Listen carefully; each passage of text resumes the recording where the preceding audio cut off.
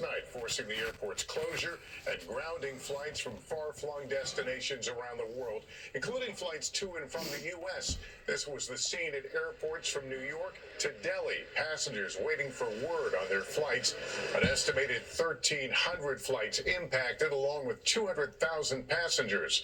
And tonight, even as service is starting to resume from Heathrow, passengers are being told not to leave for the British airport until told by their airlines. These images from flight radar showing air. Look at that. All them planes moving in and out, in and out. Air traffic coming into Heathrow last week versus this morning. Raf Sanj. Look at that.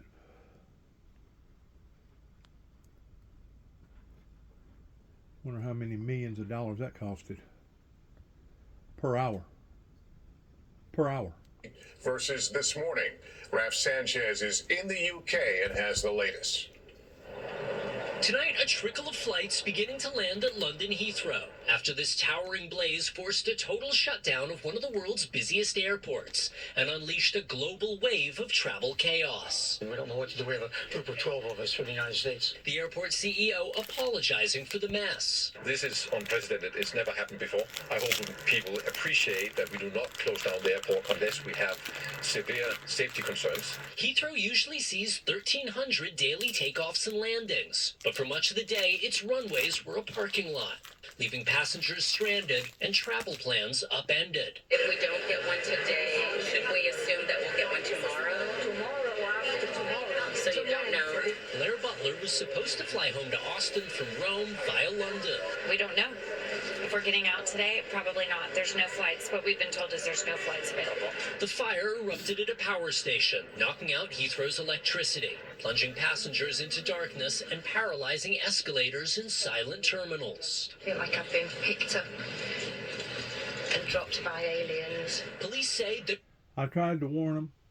I tried in 2017 that these occurrences was going to take place as far as major electrical disturbances. These electrical people are going to have to beef up on their equipment, and they're going to have to get all that old stuff out of there because the load is too much for the system to handle, the grid to handle.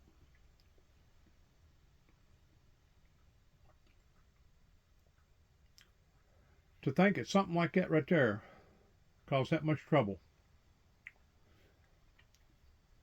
is just almost as bad as the bridge that got hit about a year ago that fell. Stupid. Or what happened in Texas a few years ago whenever a cold front went down and it killed all them people. Stupid. Absolutely stupid. And once more, if people would have taken it as a actual warning or an advisory, maybe somebody could have spotted this and seen what was going on, and they could have done proper repairs in preventing from something like this occurring, just like what happened in Texas. But you know what? I've gotten tired of trying to help people, and they think that I'm trying to hurt them. I've gotten tired.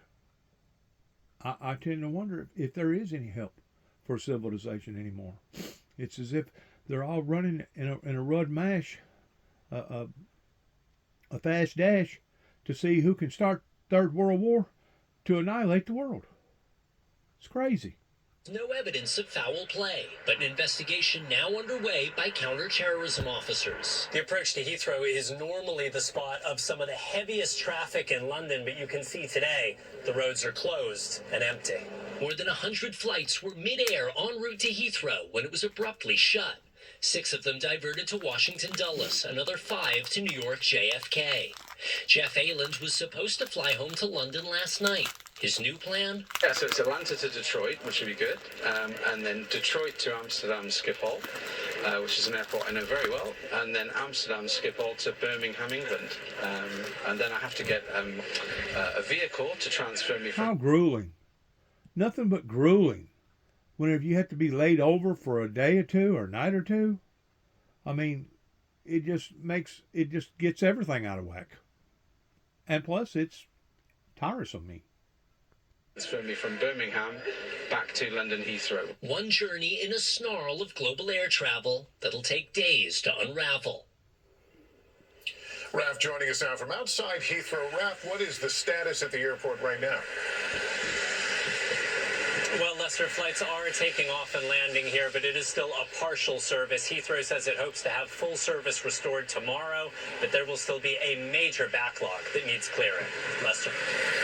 Raf Sanchez in London tonight. Thanks. Now to Elon Musk's visit to the Pentagon on the heels of a report that he would be shown potential war plans for a conflict with China. President Trump calling that story false, saying Musk was there to find ways to cut costs. Garrett Hake with late details. Top Trump ally Elon Musk from the president's Department of Government Efficiency visiting the Pentagon today. The New York Times reported Musk was to be briefed on the, quote, U.S. military's plan for any war that might break out with China, according to two U.S. officials. President Trump slamming the story as false. When he was asked about the war plans, I don't want to show it to anybody. You know, you're talking about a potential war with China. I don't want to show that to anybody, but certainly you wouldn't show it to a business.